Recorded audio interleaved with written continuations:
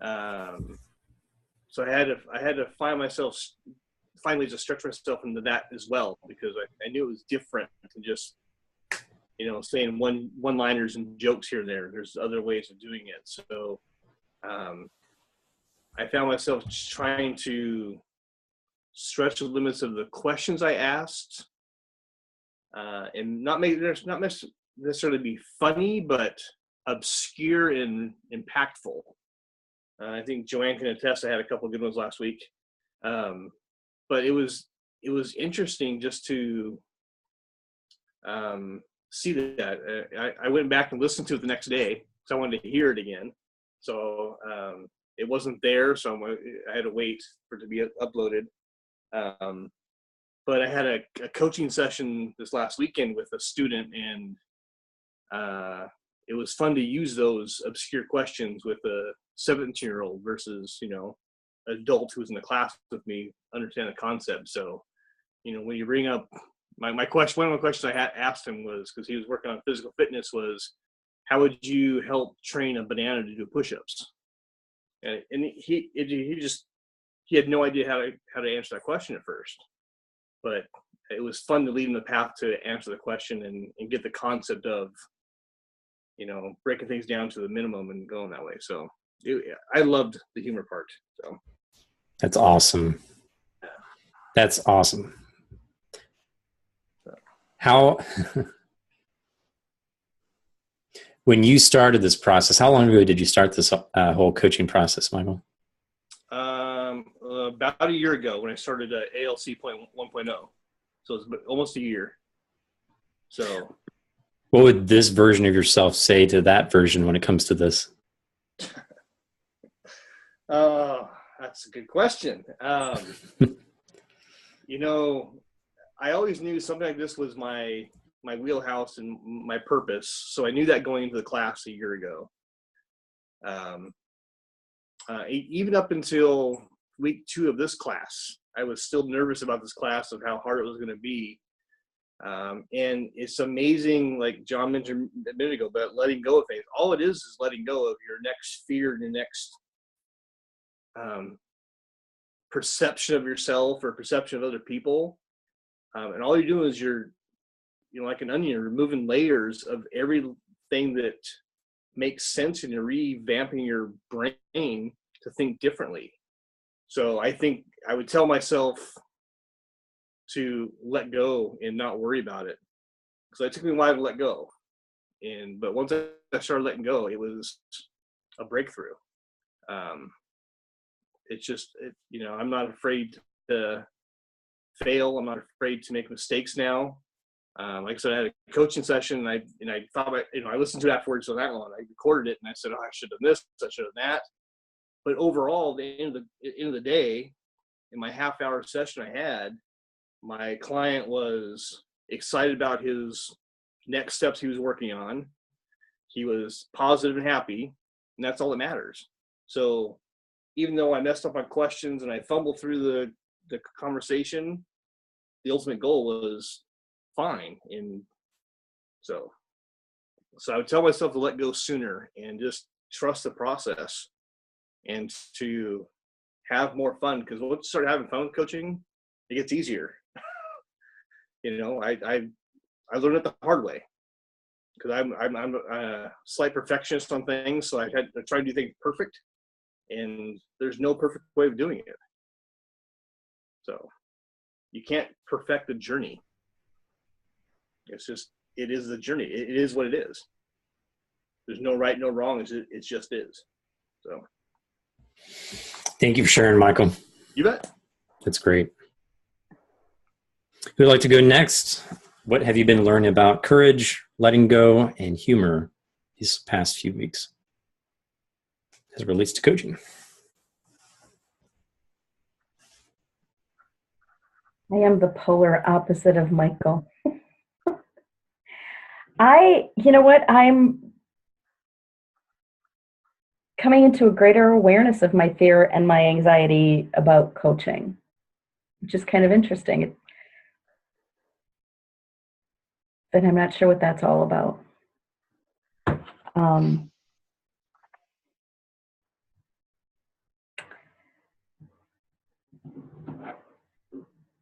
in a casual conversation, I think I can be kind of funny. At least I think I'm funny, and what else matters, right? But when it comes to coaching, it's so hard for me to let go. I'm in a real formal mindset, and I have to find my way out of that. I want to find my way out of that.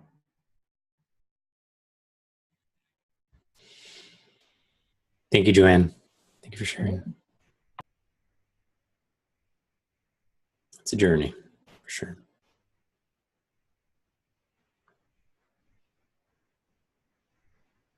Who would like to go next?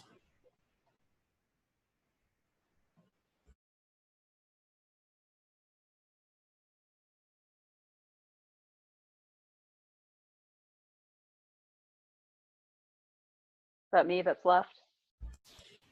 Either of you. I'm just patiently waiting. It's fine. I'm sorry. It's hard for me to see. I'm a long way away from the screen. Hi. So everybody else knows this, but you don't. I'm in a boot right now, so I really need to have my foot elevated while we do all this fun stuff. So. Got it. Long way away tonight. You know, I think for me, like the humor part has always been part of how I teach. So that's not so much a stretch for me. But what has always frightened me about coaching is not coaching itself. It's the business side of coaching. And I'm realizing that even though I've done multiple programs, I've never gotten the coaching on or the instruction on the business side that I've needed. So I'm going to have to go seek that out. Got it. So that's where I am. They kind of go hand in hand, but they are two separate things at the same time where, yeah, right now we are looking at the perfection of, or not perfection, but growth of our skills here, so that we have something good to sell. Yeah. Thank you for sharing. I just need to know how to build the business around that and you know, not end up audited by the IRS, things like that. I hear you there. Yeah. Shamsi, what do you got? I guess from my experience with the letting go, the humor, or being courageous, they kind of, in a way, go hand in hand. So like being courageous allows you to kind of let go, you know, because you're stepping into being uncomfortable. The letting go,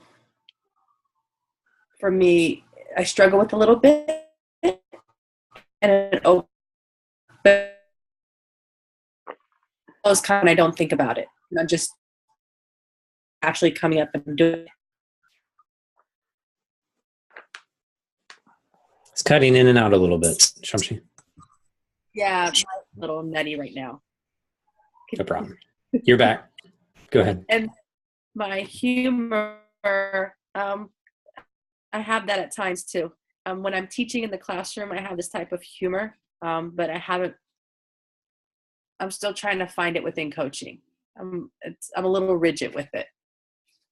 So I haven't let go in that area yet. Got it. Well, today, maybe we can make that a little bit of a focus of the peer coaching, and we're actually going to do things a little bit differently. Number one, I'm no expert on stress.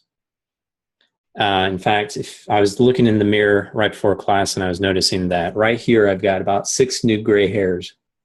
This past year has been a very stressful, but purposely stressful year for me.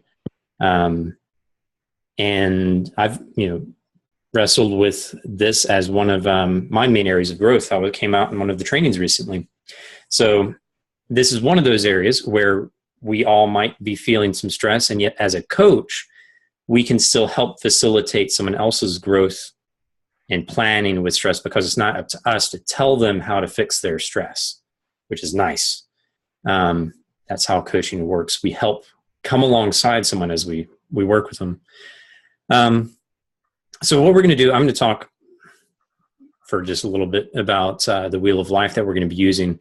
But we're going to do a 30-minute session where each will break up into groups of 2. I'll jump in to both groups to observe for a little bit and not just have my video off, act like I'm not there. And then we're going to come back for about 10 minutes, and the coaches who went in that first session will debrief on a few questions I'll share here. Then we'll do another 30-minute session, and the second coaches will go. This is going to provide a little bit of a breathing space between the 2 sessions, and the second coaches get a little bit more perspective, we might say, going into their session. So maybe the braver ones go first. I don't know how we want to, how you would like to make that decision as you get into it, but that's the way we're going to play today. And these are the questions that we want to talk about when we come back. So the things we're looking for is how clear and measurable is the outcome of the agenda. How clear and measurable is the outcome of the agenda? In fact, I'm just going to copy this into chat. And then how well did we explore the significance, the learning, and being on the topic?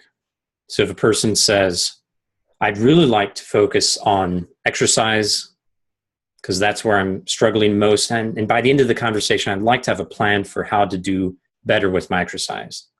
Instead of going directly into what would a great plan look like, that kind of initial planning or action question, asking about what's the significance of having good exercise? How would growing in this category of exercise impact your other areas of stress? What have you learned about your attempts at exercise in the past? What would your future self 5 years from now, or another perspective we've worked on in this whole process, what would that say about this category of stress? And I'm just coming up with these on the fly because those are the learning, being in significance questions. So that's the second one. How well did we explore those things before we got into action? Number 3, how well did I avoid interview questions? Did we talk about this last time I jumped on here? An interview question, these kind of come into play whenever you have a structured tool. An interview question with a Wheel of Life sounds like, so what's your exercise category number? Or how many push-ups can you do in a day? Like, that's something the client might know, and it's kind of for the coach's benefit. While the exploration questions would be,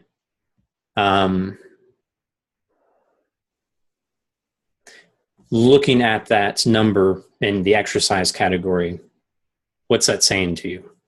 It kind of sounds corny, but that's an option. That kind of stuff. So the interview questions are things that the client knows, but the coach doesn't, and the coach wants to know for themselves. While exploration questions are those better open-ended questions. And the last thing is just, based on the experience, what would you like to improve on? Thoughts or questions on those pieces of feedback when we come out of this?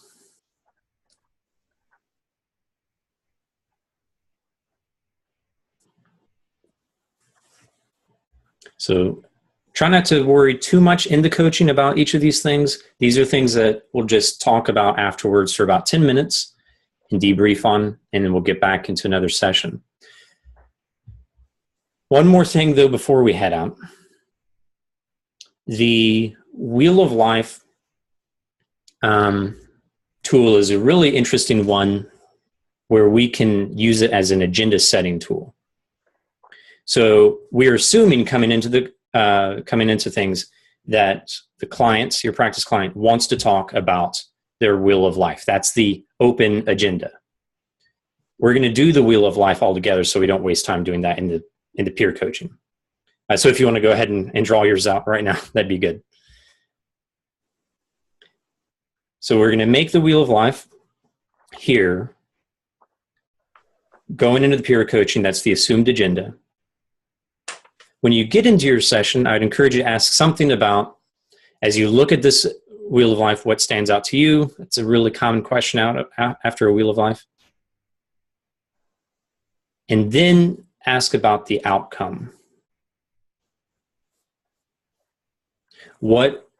As we look at this wheel of life, what would you like as a result of this conversation?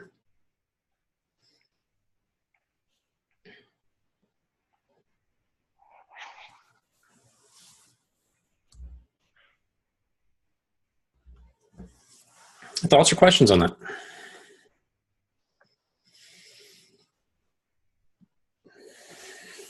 Well, if you'd like to fill out that wheel of life, that's listed on page 214 of the training guide, at least in my version. All right. Yeah, if you'd like to fill that out, make your own. Are we doing up to 5 or to 10, or does it not matter? That does not matter. Okay. That's actually a good point. With the wheel of life, always be willing to co-design that with the client. So they might say, oh, I like 1 to 5. Great. Let's do that. Okay. Others might say, can I just shade this in? Sure. Because the coach doesn't need to know how shaded it is. Like, oh, you've got a 51.2% shading in this.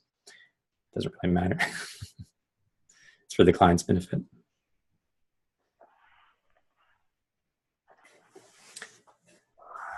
Does everyone have access to that? Good to go on that.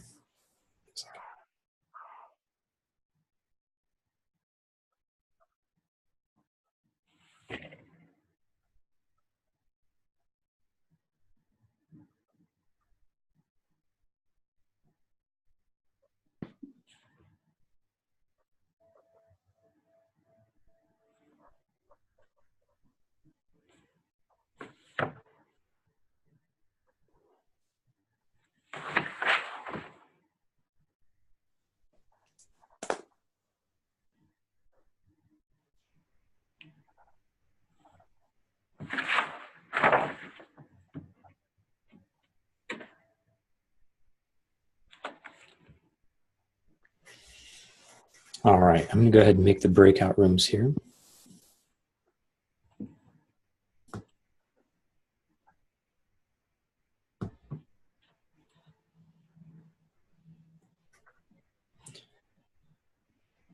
Michael, who have you worked least with? You have any idea? I think it's been pretty equal. Okay, good. So. And sometimes in my experience, it randomizes the same person every time. I just want to double check that before we head out. Yeah, it's been pretty even. Good, good. Ready to head out?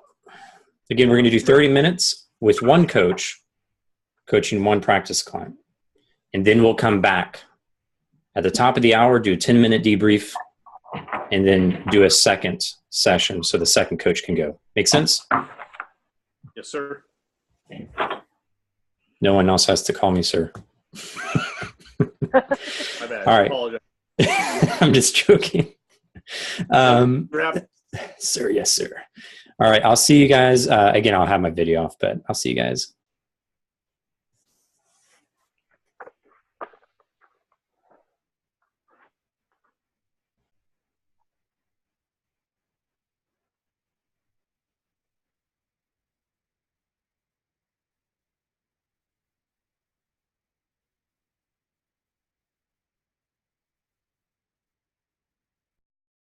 Oh.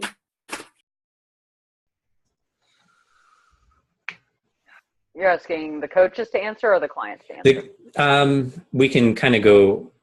Why don't we just start with the coaches for now? Actually, Okay. We'll do a full debrief at the end. I think it was clear.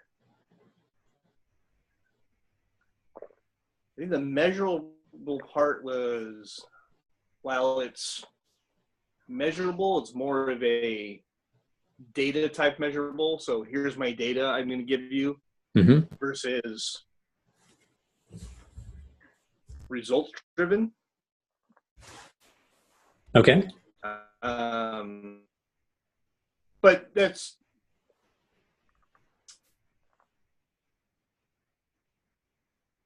I don't think it's a bad thing. So I guess. All right. I don't know. You have to ask her. I don't think it's a bad thing, but maybe it was. I think she has a clear and measurable thing that she's going to do the next 2 weeks. Yes.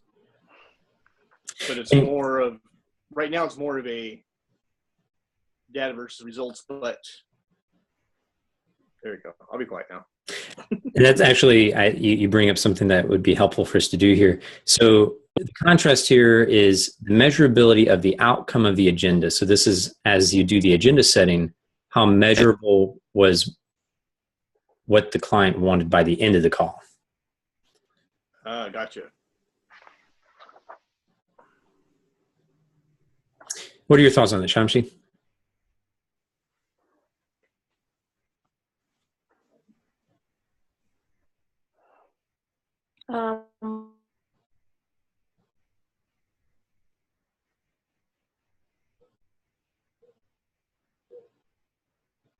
Two, I'm a hard critic on myself.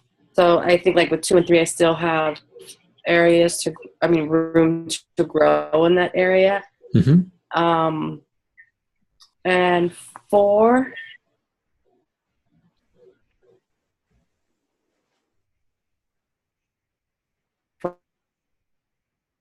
It's kind of cutting out there on number 4. Could you say that again, Shamshi? I feel like I run out of time getting to the action steps. So you'd like to keep a better eye on time, or? I'd like to be able to go through the process part or the exploring part. I'd like, I guess, it has to do with maybe the questions I ask to really to hone in. So I can, what I would do normally in like 90 minutes, I can do in an hour. You know, what I can do in an hour, I can do in 30 minutes. So condensing it. Condensing and having more targeted questions. I mean, it's still cutting in and out quite a bit there, Shamshi. I'm not sure if closing your video for a bit might help. I'm going to go ahead and stop the video there, and maybe that will help. okay. Michael, what would you, from my perspective on both of you guys, I didn't hear really any interview questions. There's just a lot of good exploration questions. I only heard the agenda setting for Shamshi and Joanne, and it was pretty clear. Joanne wanted a strategy for what the conversation was going to be about. Maybe a suggestion would be to ask a little bit more measurability there. So how many strategies would you like? Would you like 2 or 3 strategies? And that's kind of splitting hairs, but that would be one little step forward to get that little more extra outcome clarity, so that by the end, there's that much more clarity that the coaching was successful. Michael, what would you do differently if you could do it over again? Or what would be one area of improvement? Can I have 2? Sorry. That would be grudgingly acceptable, I suppose. Just because the 2 stick out. I was trying to narrow down to 1, but one is similar to Shamsi. I want to manage my time a little better. Me on the flip side, I think I went to the action step too soon. So I was asking some exploration questions at the end, you know, after we've already set the agenda or set the action plan. So how's that going to make you feel? What are you going to learn about yourself, and that type thing? So not necessarily a bad thing, but I did notice when I've coached, you know, before, is I try to jump that step too quick. So I want to work on that. And the other thing is to just work on, I don't want to say better questions, but I repeat a lot of questions in sessions. I have my go-to questions. I want to expand that more.